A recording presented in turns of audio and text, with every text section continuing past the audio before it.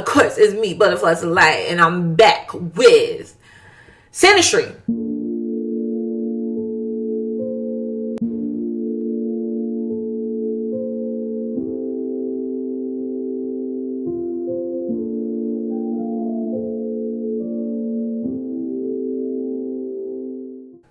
SYNASTRY, and yes, everybody loves a good SYNASTRY aspect in a chart. But let's talk about, like, go deeper into SYNASTRY. And this is just going to be the first video of others that I'm going to do, because I want to talk about different aspects that may not be typically talked about, and that people may overlook sometimes. Okay, so we know the usual. First of all, let's put this into perspective, guys. Like, for one, I want you guys to come here with me.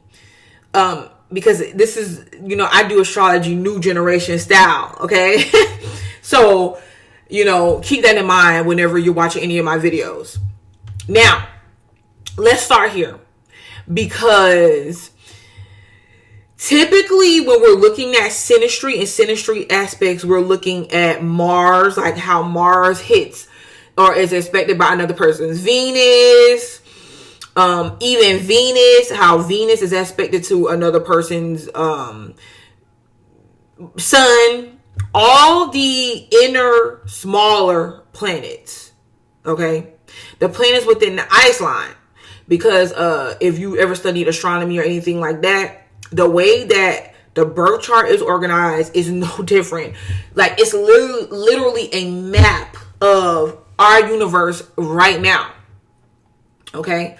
We learned in astronomy, like, you have the inner planets inside of the ice line, and they're warmer planets. Okay. And this is how we are comfortable and we feel compatible with people that aspect our inner planets as such. And then the outer planets, the bigger planets, Neptune, Jupiter, Saturn, are outside of the ice line. Okay. They're colder. They move slower. They require maturation. It's not so warm and fuzzy all the time. Okay? They're more challenging aspects, and they're usually generational aspects. So it's not unfamiliar with dealing with the bigger outer planets.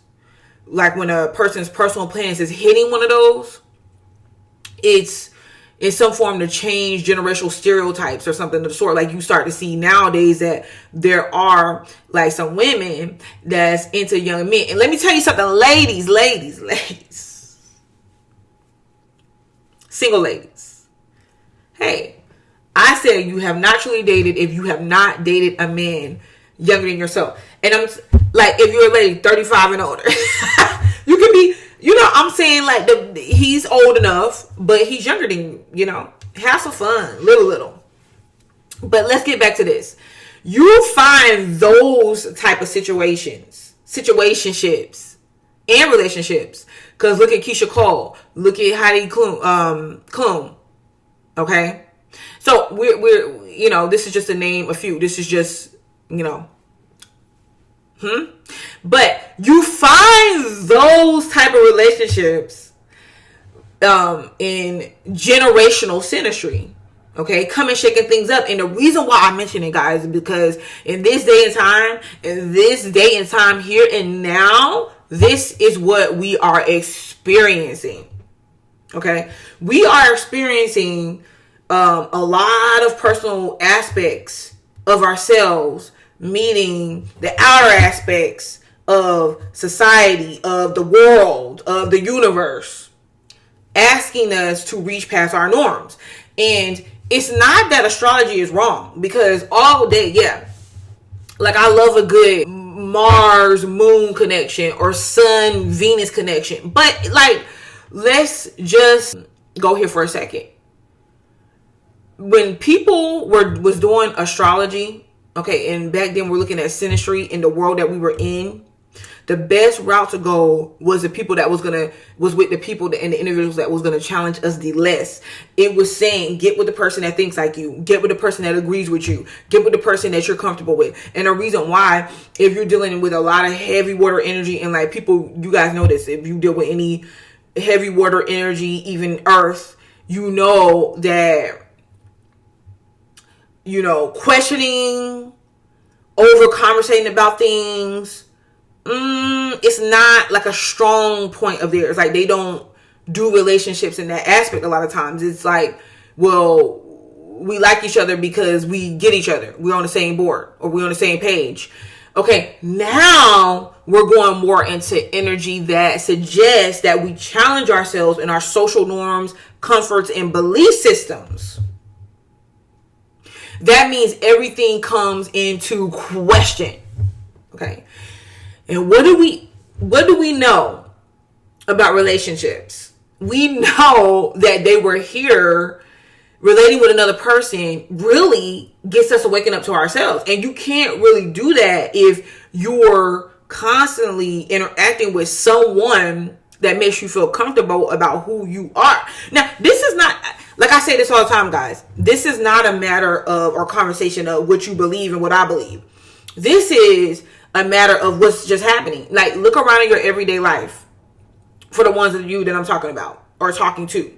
What do you notice different about the people that you're coming in a relationship with, why you're coming into a relationship with them, and the interactions that you're having with these people or these individuals? And you tell me if it's anything but normal. You know, and this could even be with friends and associations and things of that nature too. We're not going to just stick it to a lover. Parent-child, because I plan to get more into that. But yes, so SYNASTRY plays a very big part in what that looks like. Okay? And what I've noticed is that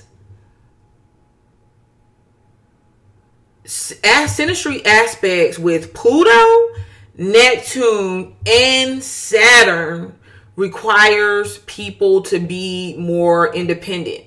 Okay? Because Pluto totally wants to control. And things can get abusive in a relationship when, you know, your personal plans is hitting someone or aspecting someone else's Pluto. But through maturation, okay, and understanding that there's indeed nobody else that we can control beyond ourselves, or we need to control in romantic relationships, Pluto then transforms the relationship between two people into a power couple. Did you hear what I said? A power couple, a true team. And the true team, the true power couple does not look like another person hitting or beating on the other. That's not what I'm talking about here, okay? If you notice Neptune, because Neptune has that synastry to where you have, you know, one person's personal planet is hitting a person's Neptune. You have a relationship to where one person could be completely delusional about the actions of the other. And it can happen either way. Because usually we see this between the person with the personal planet. You know, their actions get misconstrued or tangled up some type of way when they're dealing with the person with the Neptune planet. Okay? Those aspects hitting each other. It's like everything that the person with the personal planet is do, the person that's sitting up in Neptune is like, oh man, he loves me. Like he can literally say, you know, I don't want you. And whatever. The person with the Neptune planet will say, oh, he wants me. She wants me. Every little thing. It can have dreams about the person, can over romanticize the relationship with the person. And the other person is like, yeah, I mean, I'm cool with you, but I just don't see you like that. You can have that aspect in Neptune. And I must say, an individual whose personal plans is aspecting a person's Neptune in the chart is a highly sexual connection. Okay, like I say this time and time again, people put a lot of emphasis on Scorpio dealing with sex because Scorpio rules the sex organs. But listen, the water signs, period, kind of show their love and affection through sex. And Neptune is deep, heavy sexual energy. Okay. If any of you guys seen the Surviving R. Kelly birth chart thing that I did, video that I did on my channel, I talked about the fact that he had, I believe, Capricorn in Neptune. I don't know. He had I can't remember off the top of my head. You have to go watch the video, but he had a significant Neptune placement. Like it could have even been Scorpio and Neptune, but the point of that matter is this: that Neptune energy is like, well, it's a lot. So the synastry aspect in relationships is crazy. Okay, I'm just gonna say that, and you can definitely find yourself sexually obsessive with someone else, having dreams of you interacting with the person sexually, experiencing sensations intuitively, like the person doesn't even have to be there, sexually, all of that. Okay, and you don't even have to be in a relationship with each other. It's just we're talking about the way the energy hits another person's energy. So Neptune aspecting someone's personal planet is highly sexual. And I know a lot of times we don't talk about this because usually it's generational, you know. It's generational. Like, you could say, well, if I'm a Sagittarius sun, I can come across lots of individuals with Saturn and Sagittarius, Neptune and Sagittarius. Yeah, that may be true. But at the same time, the partner you may be with, like, you may have personal planets, though, that doesn't aspect somebody with Sagittarius, Neptune and Sagittarius, because you may have no Sagittarius placements or planets. No planets in Sagittarius. You get what I'm saying? So it all depends, and it still doesn't take away from the synastry or from the connection, like of the two planets hitting each other in some form or fashion. Okay, so yes, Neptune is definitely could be a very sexual placement, but something that people leave out a lot of the times is that Neptune synastry can be spiritual connections. Like, for example, spiritually, like on a higher form, a higher level, you feel connected with the other person, with another person. And it still requires maturity between two people, though. Because you can feel connected to the other person, but you have to be able to let that person independently act as themselves. Okay, and it may not be as the relationship may not go over highly romantic in a highly romantic storybook Disney Cinderella type fashion. It may not. However, there still may be a connection between the two. And here we go. We talk about connection more than synastry, because connection is synastry, but the normal typical way of talking about synastry is when I feel like there's some type of strong attraction or some comfortableness there. Like a lot of the bigger aspects are, you can see like two people can see like worlds apart, have nothing in common, but there's something about them that they feel connected, you know. That's really the difference. So yeah, the Neptune aspects, they can provide that link, that connection. And it's not that one person, that the other person that's dealing in the Neptune, and this doesn't have to be only the Neptune aspect that is over fantasizing the situation. It could be the personal planets too. Okay.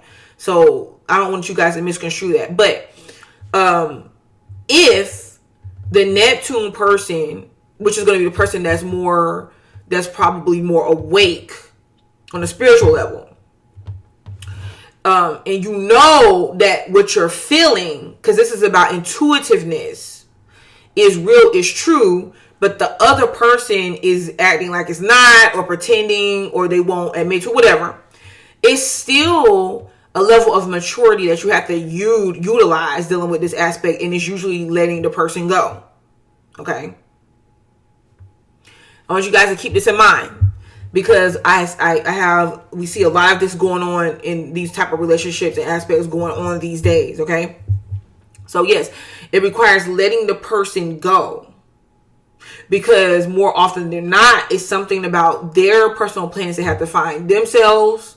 You know, there's a lot of evolving and maturation that goes on with that. And usually they have to live out the map of what their personal plan is having them to live out or operate in to get to that evolved point. And the person with the Neptune synastry or aspect of it has to do the same. But the Neptune person has to come back within itself and live out a lot of the inner aspects, dealing with old childhood wounds and association, like whatever they've previously associated themselves with, that no longer fits who they've become or where they're trying to go. Okay. And then we have Saturn, because typical Saturn synastry, you don't like people talk negative about it, because why? It takes you out of your comfort zone. But everybody knows that does astrology knows that relationship and relationship karma, like kids coming out of it and all that, really does come from Saturn influence, the influence of Saturn. Okay, that longevity stuff. Problems coming up. Can you work through the problems? Karmic cycles, dealing with those. However, I also want to let you know that Saturn doesn't seek to give individuals karma. And the karma doesn't have to be negative when you know that, when you learn the lessons, like when you become awakened to what that Saturn aspect is trying to get you to become awakened to. Because maybe how that other person's personal planet is hitting your Saturn and you're reacting like, oh, well, you know, the person is being too, or how your personal plans is hitting the other person's Saturn. You're reacting like, okay, this person is being too restrictive. They're telling me this and they're telling me that, they're trying to rule me. Maybe they're not necessarily trying to rule you every single time. Maybe they're able to see, it's more along the lines like they're able to see what it is that's in your way, that's stopping you. That's not even stopping you from being with them, but it's stopping you from progressing in life. And whether that's with them or not, it's not even a question. Okay. Oftentimes we look at synastry like it's saying this is the person I'm with forever, and it's not saying that at all. Okay. So another thing about Saturn aspects in synastry. Saturn aspects in synastry, yes, can be restrictive. Yes, can feel like a burden. They can, you know, because a lot of times Saturn wants you to work for things before you get it. But, you know, I just feel like this. People that deals with heavy Saturn influence in their chart, a lot of times they fear the unknown. They try to look a certain way socially. You know, they want to have that relationship that is socially acceptable and that lifestyle that's socially acceptable and all that, and that falls under that Saturn pattern, even though it's not Saturn doing it. It's the insecurity behind. But what are people going to say? What are they going to do? How am I going to get judged? It's wanting to be noted as something big and important publicly. But Saturn doesn't do that. That's just the people trying to live up to Saturn. You get what I'm saying? When really Saturn is asking a lot of times, let go of that. You know what I'm saying? Let go of that lower level of doing relationships And it doesn't mean it's a negative or less important level. It's just like, let go of it. You know, it's a time for fun, but it's a time for reality. Everything is not going to be good in relationships. It may come a day to when your partner may have a serious health concern, health condition, may lose all the money that they have in their bank account, may lose their looks. Are you still going to know the nature of the person? Are you still going to be there for the person? If you two so choose, you know, and the work that you put into building the relationship, and you both are here, and it's just a reality. You get what I'm saying? That's what Saturn is asking people to do. So usually Saturn aspects is requiring both people to understand struggle. Okay? Now, so it can be looked at as negative, but most importantly, with Saturn synastry is about maturing. And Saturn synastry does not say you cannot have fun and that everything is going to be about work and no play. No. Saturn synastry is just saying have a mature mind about relationships, about people, about yourself even. Okay, if you really want to accomplish something, if you really want to get stuff done, and fun can come, but don't just think that you're going to drink all night and then get up and pass a test the next morning and get up and make it to work the next morning. You're not going to perform well if you're neglecting your health. That's what Saturn does. And in synastry, Saturn says, if you're not going to put in the work, the real work, really for yourself, because the only way you can come together with another person is working with yourself first. But if you're not going to put in the real work, how are you going to have the relationship that you're saying that you want? It takes a lot of maturing. And we have Uranus. Okay, Uranus is the synchronicities, the higher awareness about love and relationships in synastry. A person with a Uranus connection or synastry to a person's personal planets is like none other. Like the Uranus person can really be understanding of the person, the planet person, and really helpful towards them. And really understand what it is like to letting that person go. Okay? Letting people be them.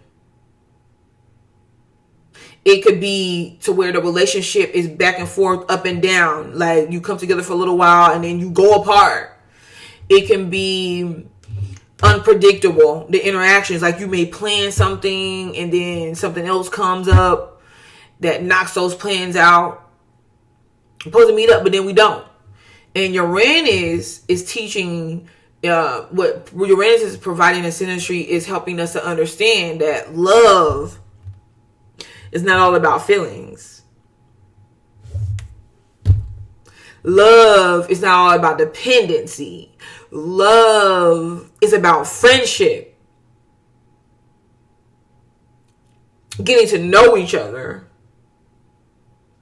Being able to understand independence, interdependence as well when it comes between two people and what that looks like.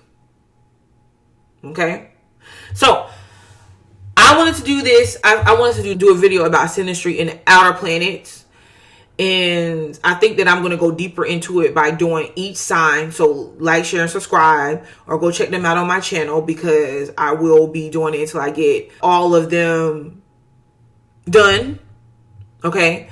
But I wanted to do an intro video, like introducing the synastry of the outer planets and the maturation that it requires in order to deal with a lot of those synastry connections and in relationships. Okay, because I can't call it love, but in relationships. Okay? All right. So, until next time, I'll be back.